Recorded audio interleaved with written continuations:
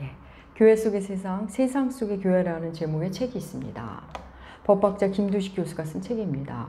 교회가 세상 속으로 들어가야 하는데 세상이 교회 속으로, 교회 안으로 들어와 버린 것에 대해 안타까워하면서 쓴 책입니다. 교회 속의 세상, 세상 속의 교회.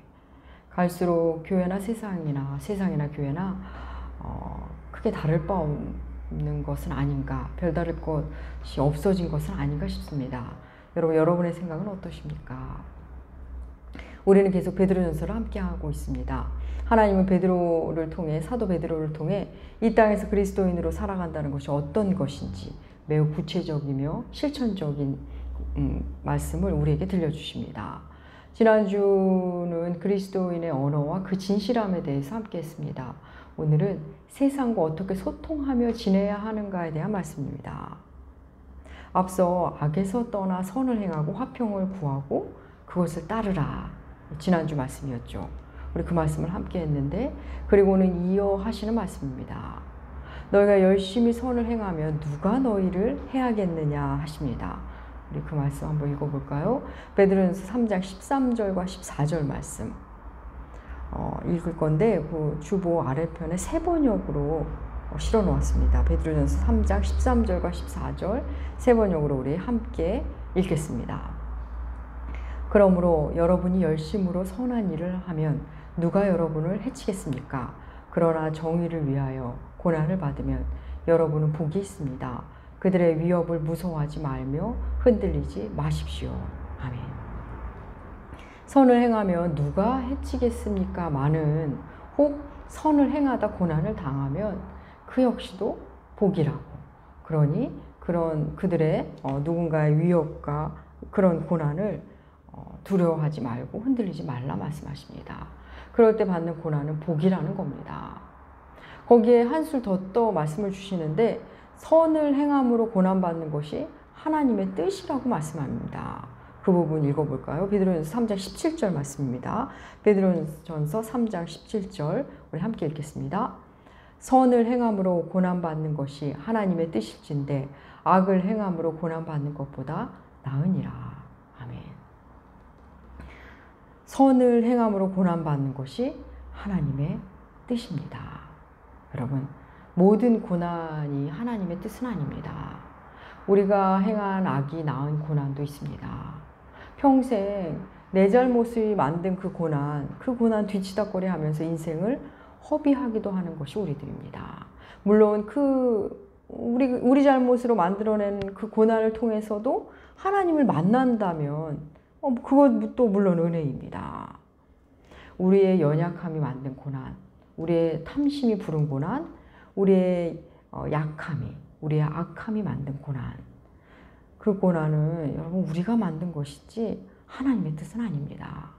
다만 우리가 만든 그 악, 그 고난 속에서도 하나님이 기어이 선을 낳으시고 선을 행해 가시는 분입니다. 선을 행하다 고난받는 것, 이런 고난은 하나님의 뜻입니다. 물론 여기서 선은 그냥 착함이 아닙니다. 참된 선은 언제나 하나님이 보시기에 좋은 것, 그게 참된 선입니다. 하나님 보시기에 좋은 것을 하는데 힘겨운 일이 생길 수 있다는 것, 우리는 또 기억해야 합니다. 사랑하는 여러분, 그리스도인은 세상 안에서 살아갑니다. 세상 없이는 교회도 없습니다. 교회는 세상 속으로 들어가야 합니다. 세상과 동떨어져서 산속에서 수동원 영성을 꿈꾸고 외딴 곳에 가서 우리끼리 모여 살라고 우리를 부르신 것이 아닙니다. 세상 속에서, 세상 안에서 세상 사람들과 함께 그들 안에서 치열하게 하나님을 추구하고 그 안에 살면서 그들의 일그러진 하나님의 형상도 만나고, 그러면서 내 안에 있는 왜곡된 하나님의 형상도 발견하고 사는 것.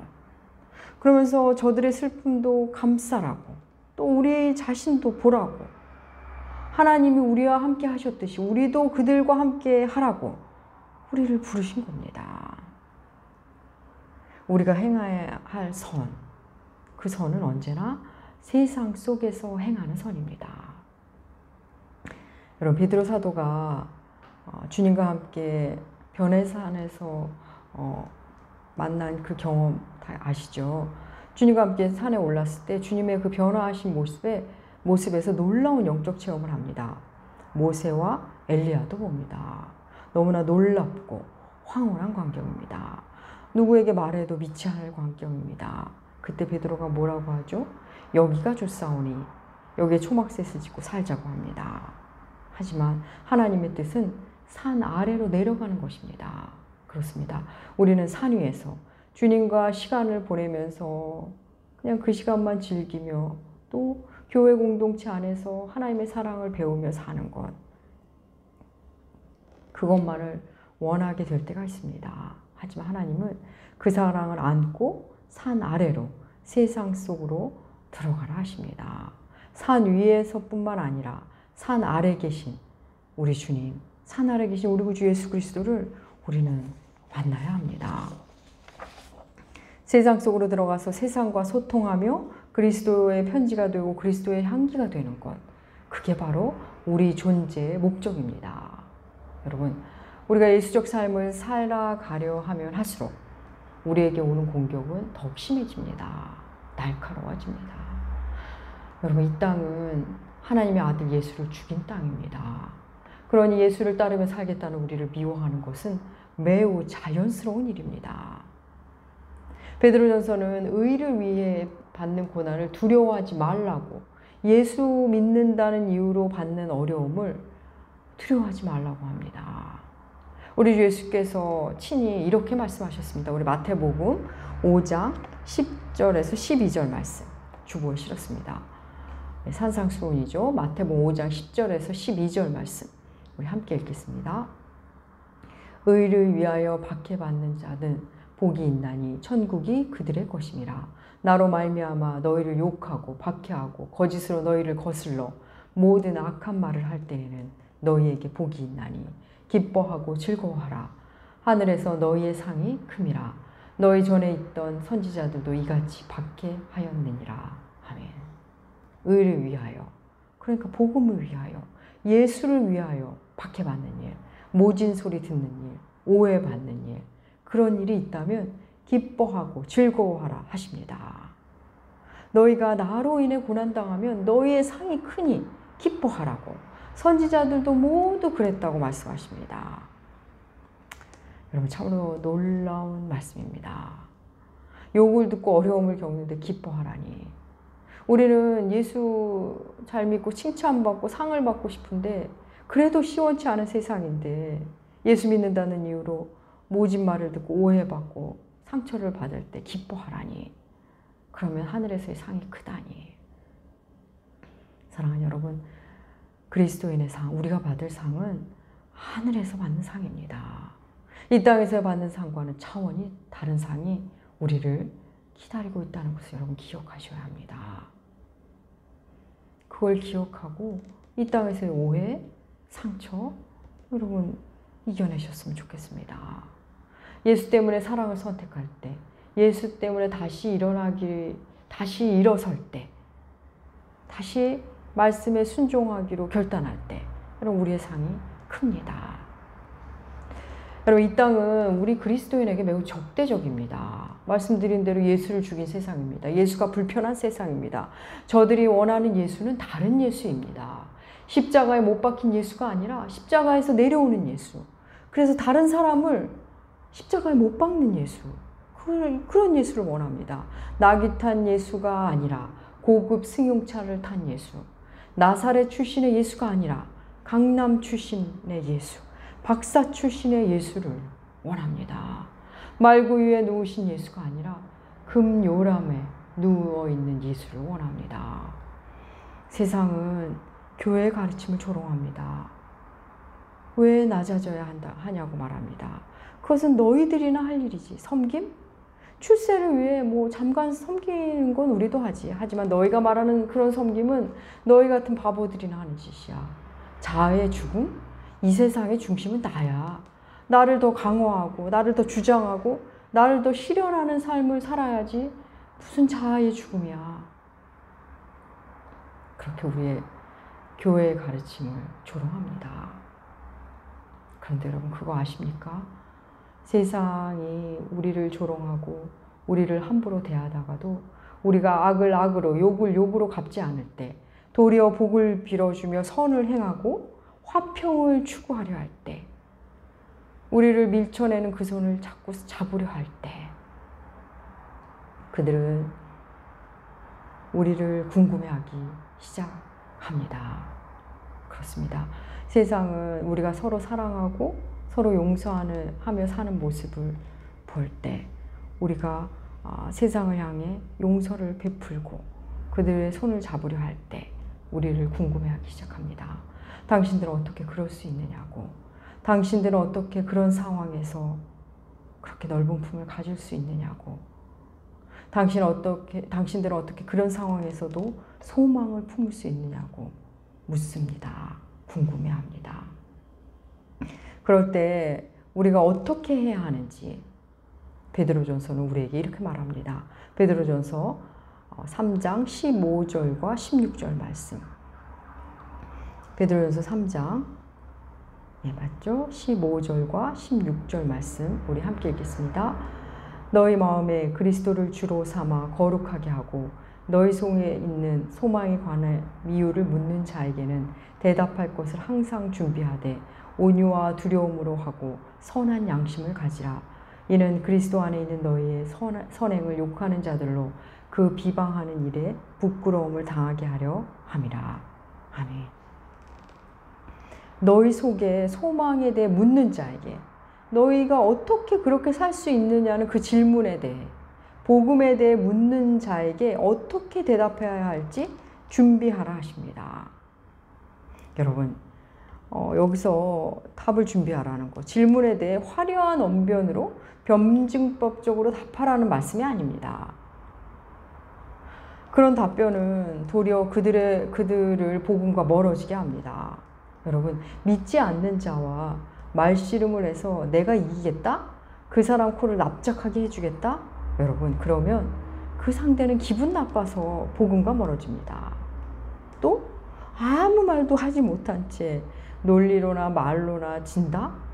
그러면 상대는 그럼 그렇지 니들이 뭘 알겠어 하면서 복음과 멀어집니다. 그래서 여러분 믿지 않는 사람과는 본디 말싸움을 안 하는 게 좋습니다. 오늘 본문에서 말씀하시는 답변은 그런 게 아닙니다. 이기기 위한 것도 아니고 설득하기 위한 것도 아닙니다. 우리는 저들의 질문에 대해 다 답해 줄 수도 없고 다 답해 줄 필요도 없을지 모릅니다. 그럼에도 우리는 답을 갖고 그 답을 안고 살아야 합니다. 여러분 답을 가진다는 것은 누군가에게 답을 주기 전에 자기 안에 정리되는 것을 의미합니다. 주를 향한 내 안의 소망이 과연 무엇인지, 나는 왜 세상과 다른 길을 선택하며 살고 있는 건지, 내게 복음은 과연 무엇인지, 내 안의 소망의 뿌리는 과연 무엇인지 스스로 자기의 언어로, 자기의 문장으로 표현할 수 있도록 하라는 말씀입니다. 여러분 어떠십니까? 교회 다니는 이유, 예수 믿는 이유, 다른 사람을 용서하는 이유, 그래도 사랑을 선택하려고 애쓰는 이유, 그 이유를 스스로에게 답해 본 적 있으십니까? 내가 내 자신에게 설명해 보신 적 있으십니까? 사랑하는 여러분, 그런 것, 그에 대한 답이 마음에 없으시다면 오늘 말씀 이후 스스로 정리해 보시기 바랍니다. 그러면 내 안의 언어들이 나의 신앙의 기초를 잘 다져줄 겁니다. 그래서 내가 흔들릴 때 그 나의 언어가 나를 다시 세워줄 겁니다. 그러면 우리는 타인을 향해서도 세상을 향해서도 준비된 사람이 됩니다. 그러고 나면 다른 사람이 물어올 때, 세상이 물어올 때 우린 당연히 삶으로 응답해야 되지만 언제든 언어로도 답할 수 있게 됩니다. 내 안에 있는 답, 내가 말씀 안에서 얻은 답, 말씀대로 살아가면서 때로는 울면서 고통스러워하면서 얻은 답, 스스로 자아를 죽음의 가운데 몰아가면서 얻은 답, 때로는 말씀 안에서 무릎을 치며 바로 그거구나 그렇게 깨달으며 얻은 답, 그 답을 이제 말할 수 있게 됩니다. 타인에게, 세상에게 말할 때 어떻게 말하라고 하시죠? 온유와 두려움으로 하라 하십니다. 온유와 두려움으로. 부드러운 심령과 두려운 심령으로 답하라. 여러분, 제가 얼마 전 야곱, 우리 모두의 이름이라는 책을 세상에 내놓았습니다. 이제 세상에 나온 지 3개월 정도 됐는데 제 책을 읽은 분들로부터 전화를 몇 통 받았습니다. 칭찬도 해주시고 또 이어서 책을 쓰라고 계속 쓰라고 격려해 주시는 분도 있었습니다. 너무나 감사한 일입니다. 사실 그 책의 내용은 만만치 않습니다. 사람의 배설물을 감당해야 비로소 사랑이 시작된다고, 어떤 사람으로 오는 하나님과 씨름해야 한다고, 또 자아가 죽는 고통을 우리는 반드시 건너야 한다고, 그런 만만치 않은 내용을 다룹니다. 저는 그 책의 원고를 출판사에 넘긴 후, 그러니까 봄이죠. 봄에 넘긴 후 개인적으로 또 교회 일로 힘든 시간을 보냈습니다. 책을 세상에 내놓은 후, 그런 글을 쓴 대로 살아야 하지 않겠느냐고, 이런저런 사건을 하나님께서 보내주시는구나 생각되는 일이 계속 일어났습니다. 그러는 중에 이제 책이 출간되었습니다. 그날도 홀로 교회에서 마음 아프게 기도하다가 다소 지친 마음으로 제가 존경하는 목사님, 가까이 지내는 목사님께 전화를 드렸습니다. 제가 요즘 힘든 시간을 지나고 있으니 제가 하나님을 더 의지할 수 있도록 뭔가 말씀을 해주십사 부탁을 드렸습니다. 그랬더니 그분이 마치 기다렸다는 듯이 제 책에 있는 내용을 그대로 말씀해 주셨습니다. 밤이 선생이지 않냐고, 목사님은 지금 밤의 시간을 지나고 있다고, 목사님은 이미 하나님 앞에 발을 다 내놓은 사람 아니냐고, 하나님 앞에 그 가난한 발바닥을 다 드러내지 않았느냐고. 제가 책에 쓴 글을 그대로 해주셨습니다. 큰 위로도 받았습니다. 근데 큰 위로와 함께 다시금 두려움을 느꼈습니다. 그날 저는 제 신앙의 이야기를 한다는 것이 얼마나 두려운 일인지를 다시 만났습니다. 하나님의 인도하심에 따라 제가 만난 하나님을, 주의 인도하심에 따라 그렇게 글로 써서 세상에 제 편에서는 매우 부드러운 마음으로 내놓았다고 생각했는데, 하나님 이야기를 한다는 것이 얼마나 두려운 일인지 다시금 만났습니다. 사랑하는 여러분, 우리가 말한 하나님, 우리가 전한 하나님, 우리가 경험한 하나님, 그 하나님을 내가 얼마나 살아낼 수 있을지 우리는 모릅니다. 그래서 두려움을 갖고 하나님 이야기를 할 때, 말씀을 이야기할 때 두려움을 갖고 말하고 두려움을 갖고 살아야 합니다. 하나님은 우리가 마음에 깨달은 것을 실제 삶으로 살라고, 그 깨달은 바대로 살고 있는지 네 스스로 검증해 볼 수 있도록, 우리 스스로 검증해 볼 수 있도록 사건과 관계를 보내주십니다. 그럼 그때 우리가 깨달은 바대로 살아야 그 말씀이 내 삶이 됩니다. 그 말씀이 비로소 우리에게 육신으로 오는 겁니다. 그렇습니다. 하나님은 그렇게 우리에게 하십니다. 삶으로 이어지지 않는 말씀은 공허한 교리가 되고 빈 껍데기 신앙으로 세상의 조롱만 사게 됩니다. 하나님은 사랑이시기에 하나님을 전할 때는 우리는 사랑이라는 그릇에 담아 전해야 합니다.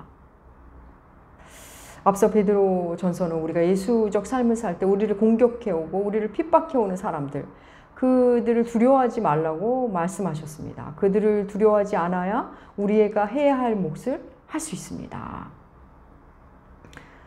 또한 우리가 그들을 당연히 두려워하지 않아야겠지만 세상을 대할 때는 온유한 마음을 가지고 대하고, 또한 하나님을 향해서는 두려움을 가지고 말하고 전하며 살아야 한다고 말씀하십니다. 온유함과 두려운 마음. 그렇습니다. 온유함과 두려운 마음 기억하시기 바랍니다. 그리고 이어 선한 양심을 가지라 하십니다. 선한 양심. 여러분, 양심이 무엇입니까? 양심은 자신에 대해 스스로 판단하는 내적인 의식을 말합니다. 양심은 타인을 판단하는 것이 아니라 전적으로 자신을 살피고 자신을 판단하는 힘입니다. 자신이 한 행동에 대해 스스로 옳고 그름을 판단하는 인간 고유의 힘입니다. 그렇습니다. 양심이라는 것, 우리 마음 깊이, 마음 깊숙이 숨은 하나님을 닮은 그 무엇입니다. 그런데 여러분, 인간의 양심이라는 것도 사실 믿을 만한 것이 못 됩니다. 인간의 타락으로 양심도 타락했기 때문입니다. 요즘 그런 말을 쓰는지는 모르겠지만 예전에는 양심에 털났다 뭐 이런 말을 쓰곤 했습니다. 양심 없는 행동을 하는 사람을 향해 그렇게 말하곤 했습니다. 여러분, 양심의 기준이 이미 너무나 다릅니다. 시대에 따라 다르고 사회에 따라 또 세대에 따라, 물론 사람에 따라서 말할 것도 없고요. 그렇게 다릅니다. 우리 사회에서는 용납되지 않는 일들이 외국에서 용납되는 일, 괜찮은 일들이 있습니다.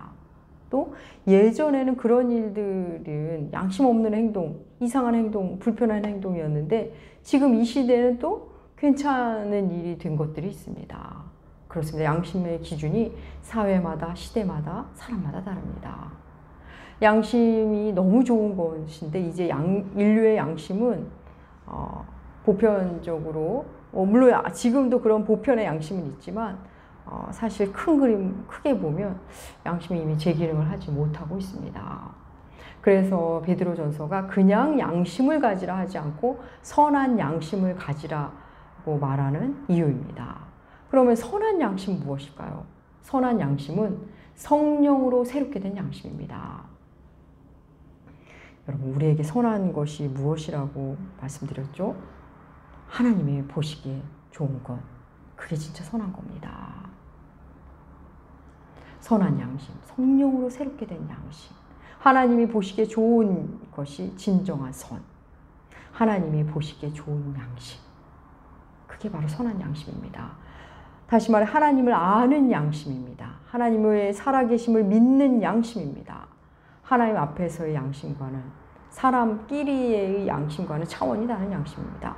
우리 고롤로새서 3장 10절 말씀 우리 함께 읽어볼까요? 주보에 실었습니다. 고롤로새서 3장 10절입니다. 새 사람을 입었으니 이는 자기를 창조하신 이의 형상을 따라 지식에까지 새롭게 하심을 입은 자니라. 아멘. 여러분, 하나님은 우리를 새롭게 하시는 일에 물러섬이 없습니다. 기어이 우리 삶 한 영역 한 영역을 계속 새롭게 하십니다. 감성도, 지성도, 의지도, 소원도 거듭나게 하십니다. 양심도 그중 하나입니다. 자신을 살피는 힘, 자신에 대해 판단하는 힘, 그것이 이제는 경험에 근거한, 그리고 사회적 통념에 근거한 것을 넘어 성령의 인도하심을 받기 시작하는 겁니다. 누군가에게 판단받는 것이 아니라, 자기 생각의 기준으로 판단하는 것이 아니라 하나님 앞에서 하나님의 판단을 받는 일. 여러분, 그 힘이 바로 선한 양심입니다. 사람들이 아무리 칭찬을 해도 자신은 압니다. 탐심으로 이랬다는 것을. 사람들이 아무리 오해해도 자신은 압니다. 하나님을 바라보고 했다는 것을. 또 내가 모를 때도 하나님이 친히 알려주시기도 합니다. 성령께서 말씀으로 알려주십니다. 그게 선한 양심입니다. 나를 바라보고 나를 판단하는 새로운 기준. 그리스도인은 이 선한 양심을 갖게 됩니다. 그런데 여러분, 이 선한 양심을 우리가 갖고 싶다고 해서 가지는 것은 아닙니다. 우리가 사실 어떤 매 순간, 매 사건 앞에서 말씀을 매번 펴고 매번 기도 응답을 들으며 살아가지는 못합니다.